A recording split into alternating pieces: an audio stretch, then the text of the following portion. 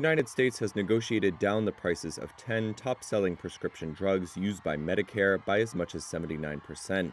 The price cuts are part of a plan hailed by President Joe Biden that hopes to ease anger about high prices ahead of November elections. It aims to save $6 billion in its first year, with new prices set to come into effect in 2026. Biden declared victory over Big Pharma at an event in Maryland, alongside Vice President Kamala Harris. We're going to keep standing up for Big Pharma. I fought too damn hard to yield now.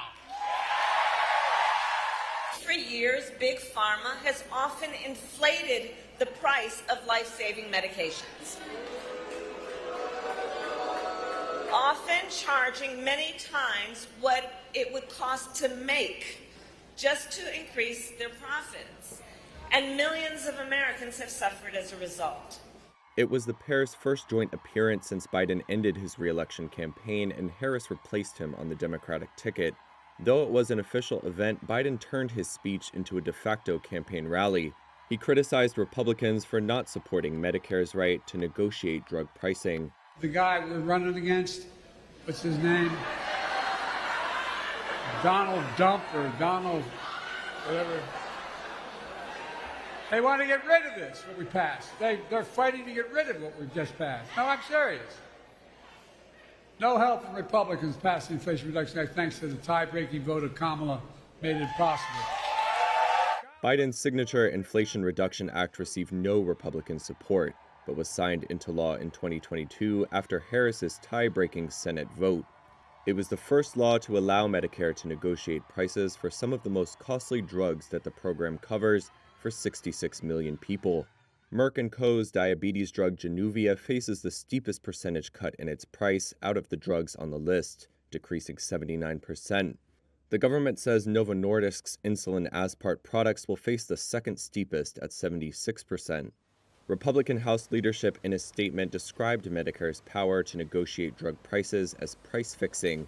Drug makers have voiced their opposition to the new discounts, saying they would not necessarily lower out-of-pocket costs for patients and could hinder further innovation. The next round of Medicare drug price talks are expected to include another 15 drugs and begin in February. Gaza's health ministry on Thursday said the death toll from 10 months of Israel's military offensive had crossed 40,000. In a statement, the Palestinian health ministry said another 40 people had been killed in the past 24 hours in the war-ravaged enclave. The grim milestone comes as a new round of ceasefire talks was underway in Qatar's capital, Doha, aimed at ending the bloody conflict and securing the release of more than 100 Israeli hostages held captive by Hamas militants in Gaza. The fighting began when Palestinian fighters rampaged through Israeli communities on October 7th, killing more than 1,200 and taking around 250 captives back to Gaza, according to Israeli tallies.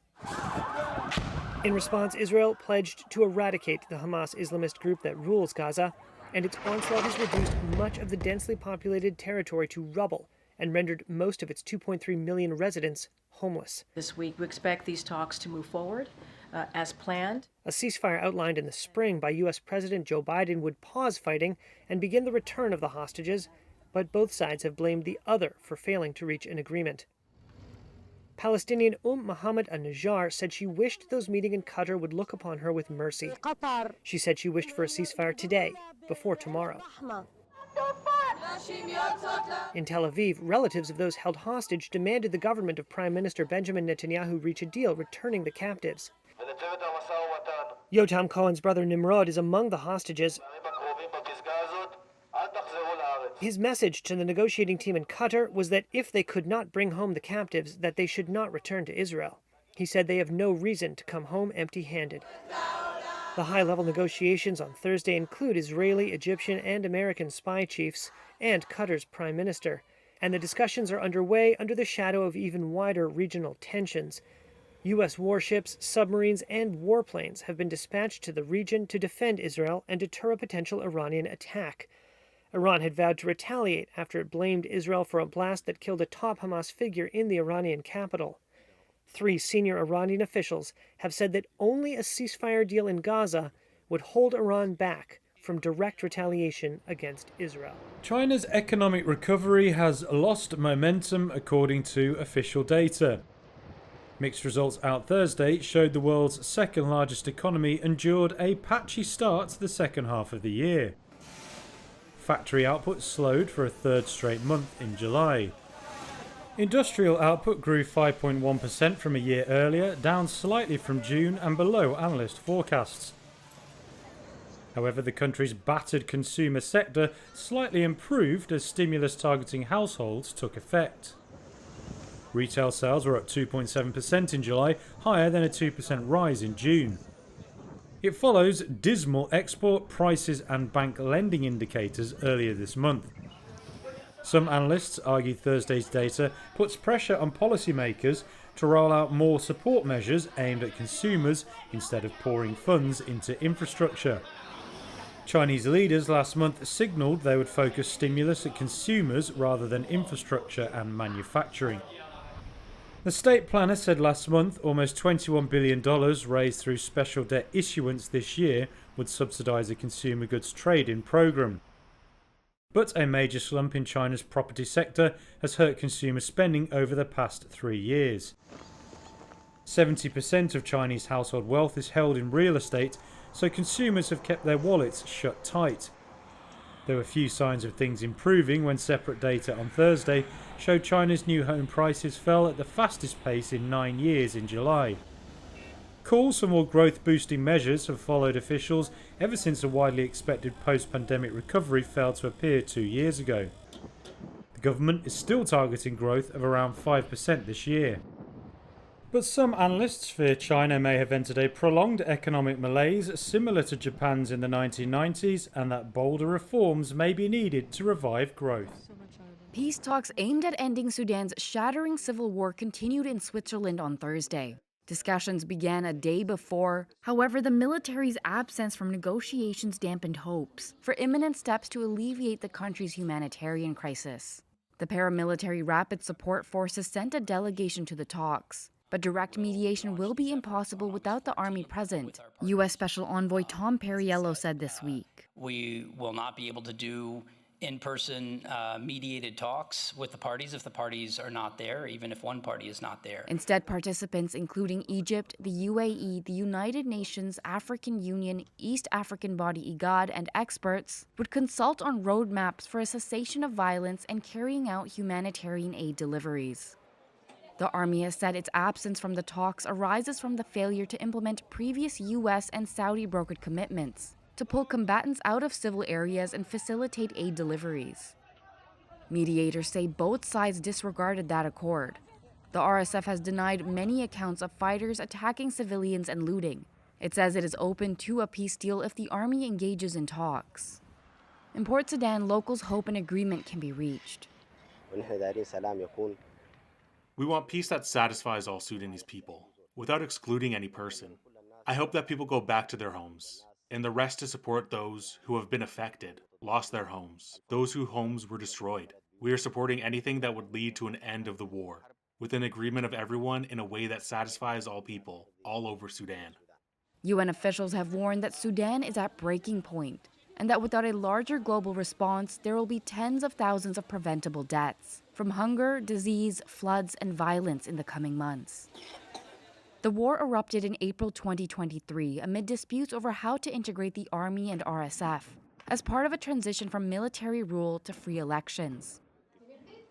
The world's worst humanitarian crisis has ensued, with half the 50 million population lacking food and famine taking hold in part of the North Darfur region. Thousands of women marched through the night across cities in India. That's as outrage escalated over the brutal rape and murder of a young female doctor inside a medical college in Kolkata. In the early hours of Thursday morning, women demonstrated while holding posters that said "Reclaim the Night," referring to the lack of safety for women in India, especially after dark. This included in the city of Kolkata, where the 31-year-old medic was found dead. Protester Rinki Ghosh. We have come here to demand justice because I have a daughter. I am scared to send her anywhere. If she is working during the night, I do not know what might happen to her. I am scared to send my daughter to study. I want her to sit at home. She should not go anywhere and should instead stay at home. I'm scared. I'm here today because something about this incident must be done. This injustice must stop. The victim's colleagues said she had gone to sleep on a seminar room floor after a marathon 36-hour shift due to a lack of resting places. She was found dead last Friday. The women's marches follow nationwide protest action taken by doctors, which started last week, demanding justice for the victim and safer working conditions. Many government hospitals in cities across India were forced to suspend all services except emergency departments. Police said last week that a police volunteer has been arrested in connection with the crime. During India's Independence Day ceremony on Thursday, Prime Minister Narendra Modi called for strict punishment for crimes against women. He pledged that the country and government will take this issue seriously. The deputy leader of South Africa's opposition party, the Economic Freedom Fighters, said that he was resigning to join former President Jacob Zuma's MK party. Here is Floyd Shivambu. I have decided not to renew the membership of the EFF because I will join and participate in Umkhonto weSizwe party. The EFF saw its share of the vote fall to below 10% in May's national election, as the newly formed MK party surged ahead to become the third biggest in parliament. EFF's president, Julius Malema. This is a testing moment. The organization that has lived beyond 10 years has never been through this testing moment. The EFF will have to pass this test or it will have to die. EFF and MK are both part of a leftist opposition alliance formed after the election to counter coalition government led by the long-ruling African National Congress and the business-friendly Democratic Alliance. Zuma was expelled from the ANC this year after he took the reins of MK, which did better than expected in the election and played a key role in bringing the ANC's share of the vote below 50%.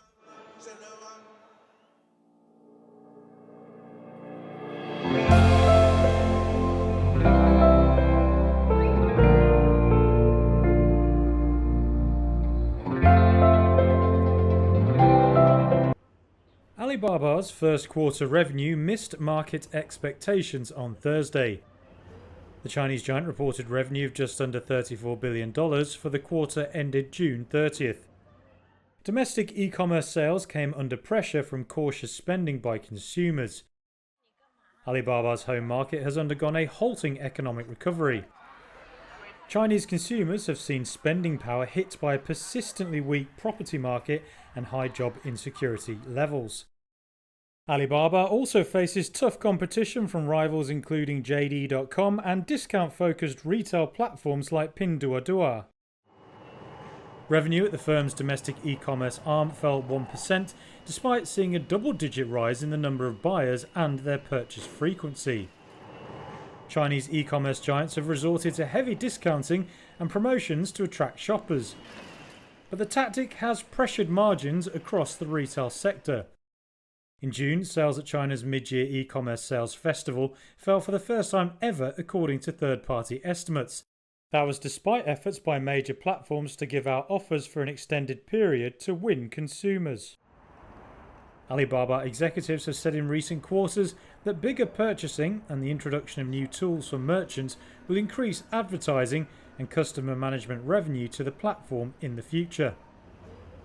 US-listed shares of Alibaba reversed earlier losses to rise about 2% in early Thursday trade. Wall Street's main indexes ended higher on Thursday after July retail sales data signaled resilient consumer spending, soothing investors' fears of a potential recession. The Dow added 1.4%, the S&P 500 climbed 1.6%, and the Nasdaq soared more than 2.3%. Retail sales increased 1% in July, the biggest jump in a year and a half. That eased fears of a sharp economic slowdown, fanned by a jump in the unemployment rate. A separate reading Thursday showed the number of Americans filing new applications for unemployment benefits fell unexpectedly last week. And investors cheered retail bellwether Walmart after it raised its annual profit forecast for the second time this year, sending its shares up more than 6.5%. Carol Schleif is Chief Investment Officer at BMO Family Office.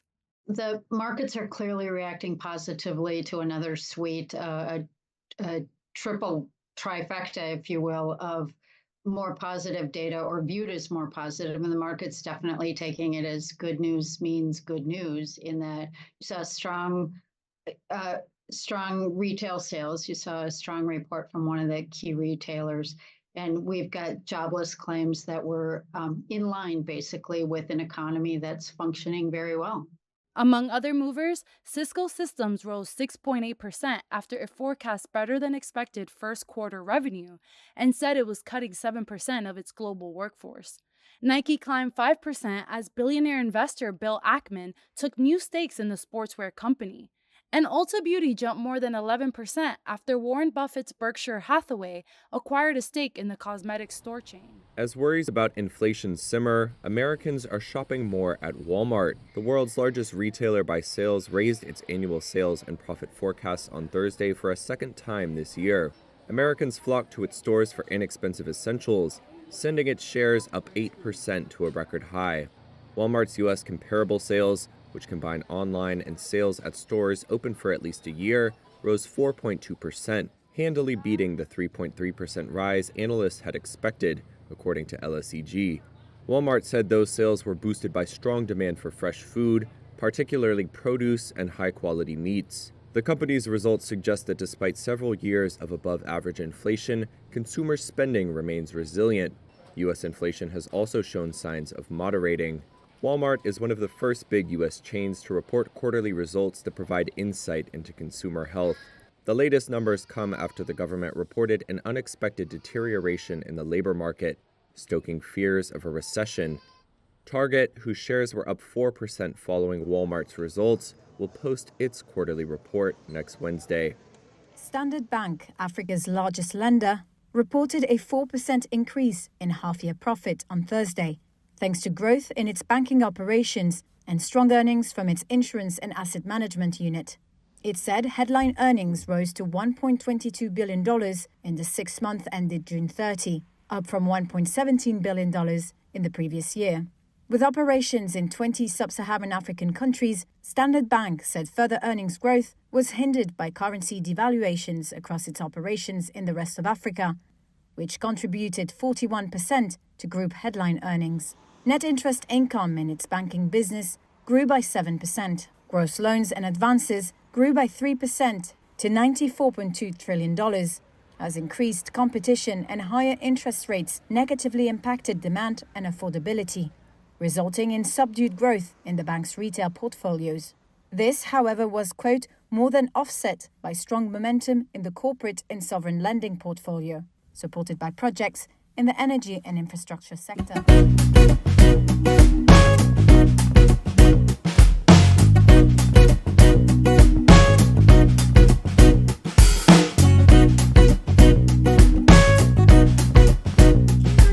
Net worth remains strong, having grown to an estimated $1.7 billion. Her success in beauty, fashion, fragrance, reality TV, and social media continues to bolster her wealth. Despite her divorce from Kanye West, Kim's financial stability and prominence in business have only increased. Kim Kardashian's reality TV show, The Kardashians. Keeping Up with the Kardashians ended in 2021 after 14 years and 20 seasons. The family then moved to Hulu with their new series, The Kardashians, which premiered in April 2022. Kim Kardashian earns $7.5 million per season on the show. Kim Kardashian's shapewear line, Skims. Skims, Kim Kardashian's shapewear and loungewear brand, saw sales increase from $500 million in 2022 to $750 million in 2023. Kim Kardashian's skincare line, KKW Beauty. In 2021, KKW Beauty was rebranded as SKKN by Kim Kardashian. Despite her divorce, she retained ownership of this $1 billion beauty empire, which offers a wide range of makeup and skincare products through its prominent online presence. Kim Kardashian's fragrance line. Kim Kardashian has launched 7 fragrances, each reflecting her personal style.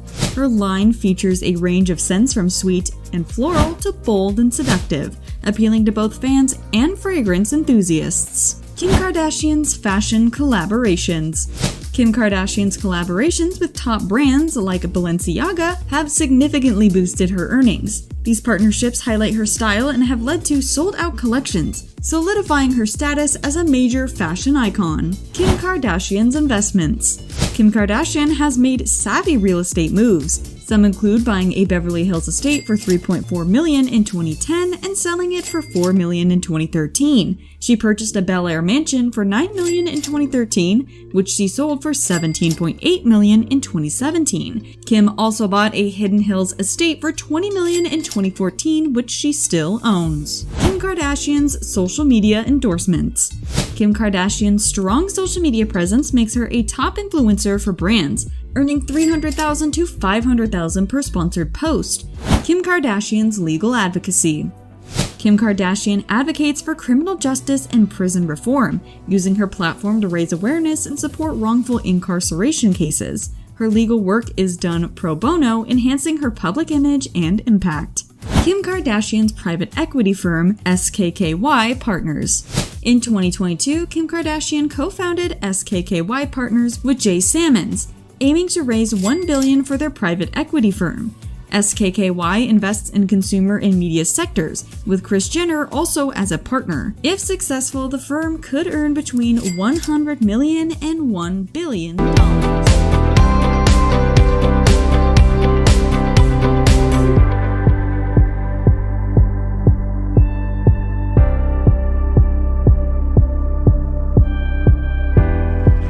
Invitamos también a la conformación del panel a la Premio Nobel de la Paz del año 2021 y CEO de Rappler, María Ressa.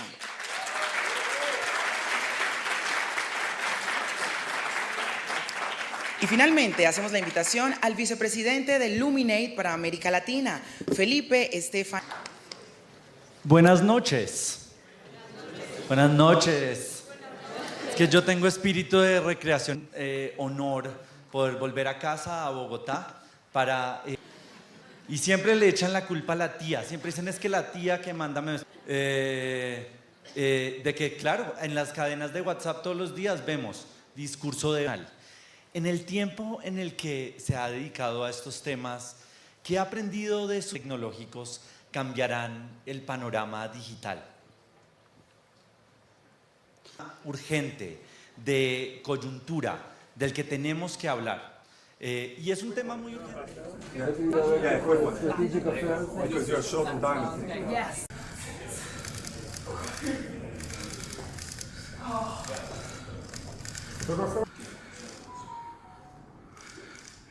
Okay, thank you, Shlomi.